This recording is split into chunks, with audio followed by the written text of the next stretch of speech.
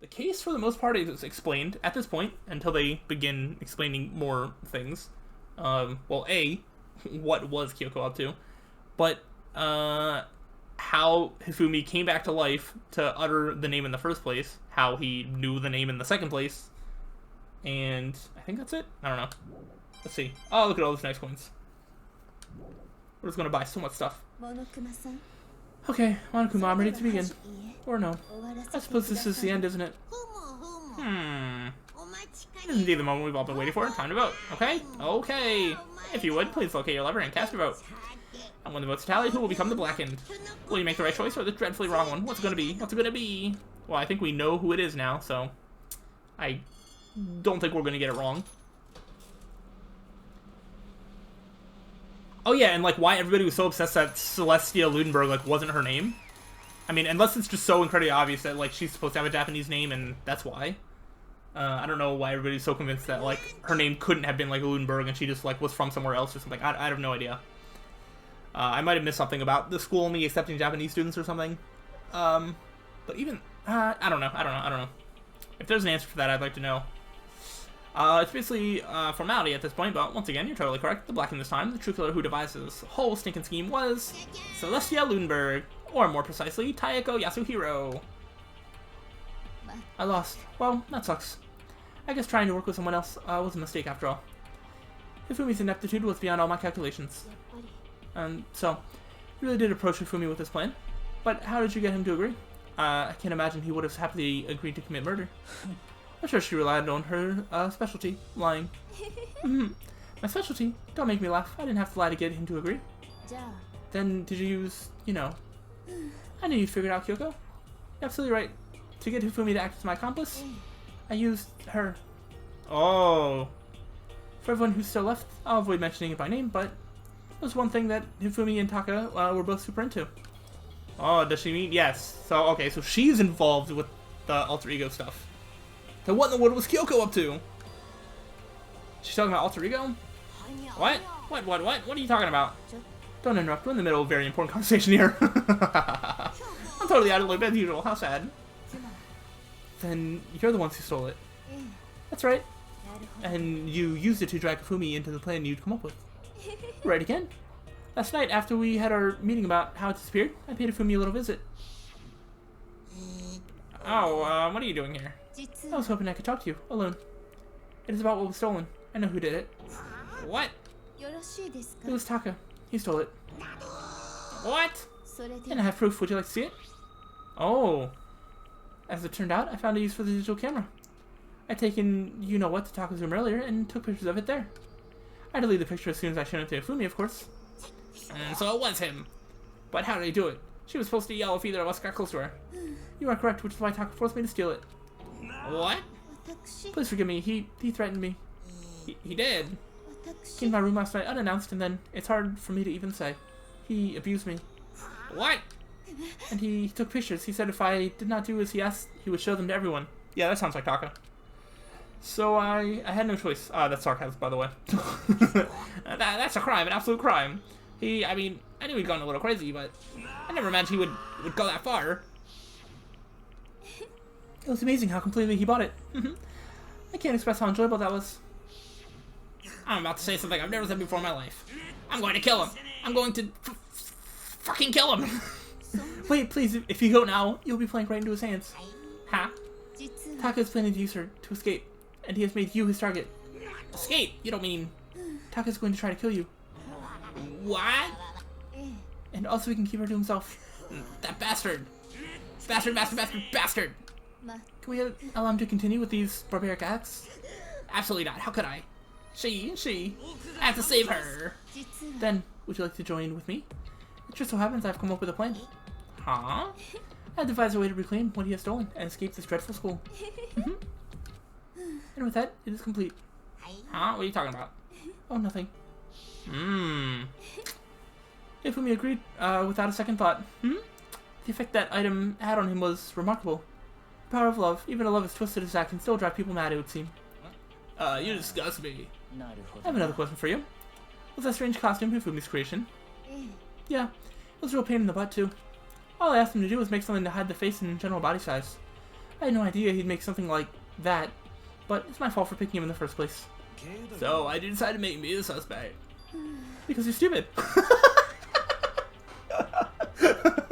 Blunt to the point. Oh, I'm gonna miss Celeste. I actually do really like her a lot. Oh man. That's it. In that regard, I made the right choice. I'm so glad your stupidity surpassed my every expectation. Life must have been tough on your parents, though. Oh my gosh, calm down, Celeste. I mean, I guess you have nothing to lose. But still, I feel like I could cry. But when you were explaining your plan to Ifumi, how did you explain the part about him playing dead? What she's asking is, what was Ifumi supposed to do after that, assuming you had actually let him live? That's simple. After he did his part and pretended to be dead, when someone showed up, I told him to say he'd been seriously wounded. He was on the verge of death, but he just barely held on. And he really believed that? Well, of course, that wasn't all there was to it. As I explained it to Ifumi, the plan was, while you were all questioning him about what had happened to him, I was going to murder someone else. Oh. So the plan was always for 2 murders. At that point, Ifumi would have an alibi, so nobody could doubt it. I told him that, and he believed it. It all seems very straightforward, stereotypical. I just matched the lie to the level of the opponent. In fact, Ifumi ate it up. He believed the lie wholeheartedly right up until the moment of his death. So Ifumi did not plan on betraying Celeste. He just thought that Celeste... I guess if he was so tunnel visioned on Alter Ego, he... Probably from his perspective, he would have, like, stood up for Celeste. But then wouldn't he have died? If Celeste gets away with it, does everybody else die, or are they just locked in here forever? Because if everybody else dies, then, like, he still had no reason to go along with it. But, I don't know. It doesn't sound like he was in, like, the most sound mind. So, So you had planned to kill him all along. But, of course, there would have been no point to my plan if the one who pretended to be dead did not end up dead himself. How can a human life mean so little to you? That's a non-issue. I simply did everything in my power to win. Now you sound like Byakuya. Well, they have been kind of on similar wavelengths when it comes to their theory of this game in general. No, he derives his pleasure from the thrill of the hunt. In that aspect, we are nothing alike. So, okay, so she does not derive pleasure, but she still has no emotion about the lives of people, and she just sees it as a way to try and escape. She just doesn't, like, enjoy it, I guess. Then, what made you take things this far? Was it really just for money? Are you talking about the $10 million Monokuma offered us? That is a lot of money, it's true. But that's not all there is to it. From the moment our new life here began, my only thought has been escape. But all along you've been saying how we have to accept living here. Obviously that was a lie. Oh no, people can lie? I couldn't take it. I hated it from day one. More than anyone else in here. I wanted to get out. Every day was fresh torture. And you wanna know why, huh? Because I had a dream. And accepting a life here would have meant nothing less than giving up my dream forever. And there was no way that I could ever do that. In the underground world of gambling, I risked my life to make a metaphorical killing. And it was all for that dream. And what was this dream of yours? To live in a European castle. A castle? Oh. Oh, why do they all have red eyes? And to gather handsome men from all over the world to serve as my butlers / bodyguards. I was going to make them dress up like vampires and satisfy my every need. That drink looks like they're literally just giving you a glass of blood. Are you just trying to become a vampire? Or maybe she already was. Once I attained that, I would have created a perfectly aesthetic world of decadence. Living the rest of my life there was my only dream, my only goal. That's what life is all about. I guess? Life is all about getting a lot of money, moving to a European castle, and having butlers wait on you hand and foot until you die. Yeah, I mean, it's not the worst life to live, sure. Combined with my own winnings, Monokuma's $10 million would have made that dream a reality. I got right to the edge, but unfortunately, my dream has been scattered to the wind. Still, I don't have any regrets. I pursued my dream to the very end, so why would I? You sound so passionate, but you were really able to kill your own friends for it? It has me to feel guilty. It's a pointless endeavor. I think nothing of sacrificing others for my own ends. I feel nothing. That's all there is to me. That's what makes me complete. Isn't it terrifying how different our values are? There's simply no room for understanding. That's what we should be saying. And plus, how can you be so calm? Don't you realize you're about to die? Why aren't you scared? My ability to lie is unrivaled, and I take pride in that. It's not just other people. I can even fool my own emotions. The conscious deceives the unconscious. And that's why you're not scared? Dude, my brain cycled through like 4 different voices. I'm like, wait, who's talking? That's right. I don't fear death. Kill me however you like. But, you know, if I could be reincarnated, if I had a choice, then I think I'd like to come back as Marie Antoinette. I don't think reincarnation works in the sense where you come back as somebody from the past. I'm pretty sure time still moves forward. Even if reincarnation does, in fact, exist, you would still be reincarnated in the future, not the past. I mean, that's my understanding. I don't know. You just get executed again. Well, Celeste finds that really funny. Celeste smiled then, and when she did, it looked to me like a poor effort to force it. She claimed she could fool her own feelings, but that statement itself must have been her final lie. And that weak, fake smile is what betrayed her. You all done? Okay, then let's get rolling. The black can disturb the peace and must pay the price. Now that I've prepared a very special punishment for her, the ultimate gambler, let's give everything we've got. It's punishment time! I guess I'll let Kyoko hold on to this. What is that?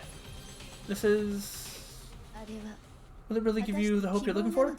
I can't say I ever saw it that way. Which is why, actually, it's not important. Well then, take care everyone. Perhaps we'll meet again in another life. Maybe? Alright.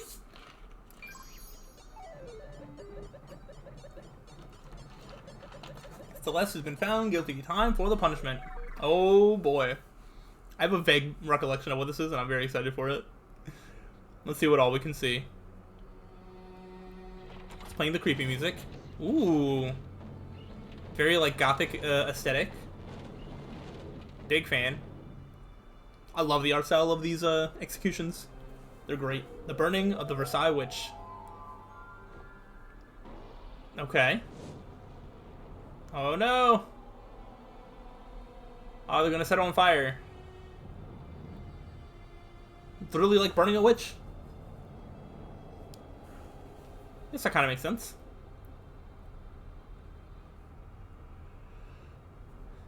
Everybody's cheering for her death. By everybody, I mean all the Monokuma copies. As the fire grows and grows.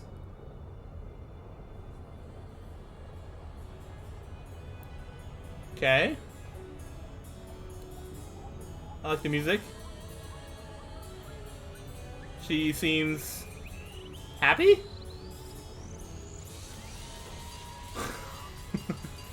Okay, there's a fire truck.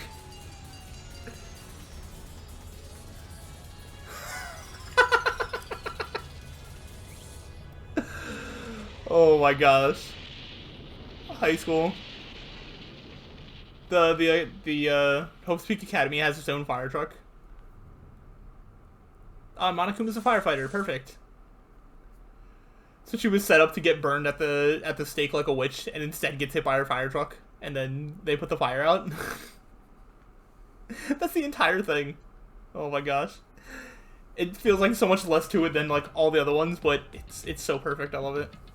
It's over. The third execution is over. Celeste's death is over. Celeste killed my friend, so I can't pity her, but I also can't deny that at one point I considered her a friend too. Man, I did like Celeste a lot. I don't know why.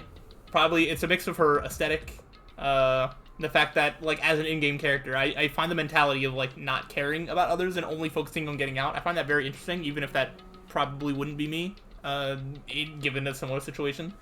I still find it very interesting to observe as a video game character. But she had a lot of cool stuff for it, going for her. And friends had just come along and... Isn't it just awful? Someone couldn't cut free of the regret from the outside world, and so more people had to die. You guys are so young, you need to place more value on your lives. Geez, in here I thought you guys were gonna pass the torch of hope to the next generation. Well, what do I care about hope? I'll throw it in the trash for you to let me out of here. You're all the embodiment of hope, whether you like it or not. And it's my destiny to knock you down one by one. It's sad, yes it is, but in that reality, it just can't be avoided. Don't talk like you're not responsible. How long are you gonna make us keep going through this? What do you want from us? God, I'm so sick of people asking me that. Give it a rest already. So anyway, Kyoko, did I see you get some kind of key type object from Celeste? So, what's the deal with that? What's the matter? I'll answer your question if you answer mine. What did you do? What did you do to me? What? Answer me. What did you do to my body? What? Oh man, oh geez, oh man, oh geez, what do you mean? What did I do? I have no idea. I don't know anything about it. What was that just now? The mastermind did something to Kyoko's body? What does that mean? Oh, okay, things are getting kind of awkward. I think it's about time I got out of here. Meanwhile, you guys can go on enjoying your school life. If you get lonely, give me a shout. Not that I'll do anything about it, of course. Woohoo, see ya. Monokuma disappeared, leaving us all depressed and in despair. Although it wasn't all despair. There was one small hope. Hey Kyoko. Monokuma already mentioned it, but what's that key that Celeste gave you? Most likely, it's the key to one of the dressing room lockers. What? Then that means... Celeste probably hid it in there.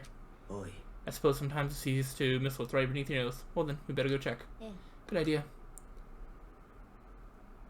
We left the courtroom and rushed to the dressing room. As we approached the dressing room, Kyoko looked back at us and said, I'm going to go alone from here. Everyone else head to the dining hall. I'll check in with you later. Why exactly are you going alone? Do you even have to ask? As she spoke, she glanced quickly at the surveillance camera. That's not what I mean. Why you? There's still the risk of a spy, you know. Then I'll go too. You? Please let me go. Standing here arguing is just going to draw more attention to us. Do whatever you want. Thank you, Byakuya. Then it's up to you now. Thank you, Sakura. I'm gonna go to the dining hall, okay? Alright, peace out, bro.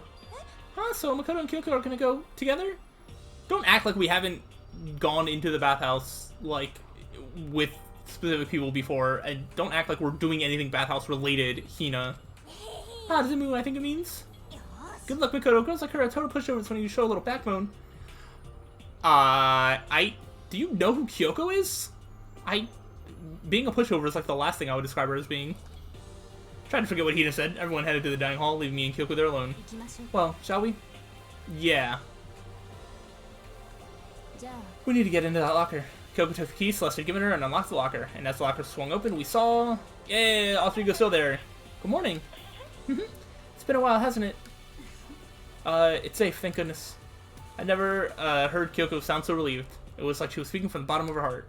I did just what Celeste asked. I didn't say a word. I stayed quiet the entire time. Why did you listen to Celeste? Oh, and I think I might be able to open the last set of files soon. Maybe as early as tomorrow. Ooh. I'm doing my best, so please just wait a while longer. So, now we can officially say the case is closed. As far as the incident is concerned, sure, but... Can we take a second? Since we have this opportunity, I want you to be honest with me. Kyoko, please tell me, what are you trying to do all on your own here at the school? Is that why you wanted to come here with me? Regardless, that's not something you need to know right now. I don't need to know. That just makes me even more worried. Worried? Like what happened during the investigation this time? You disappeared and we didn't see you again.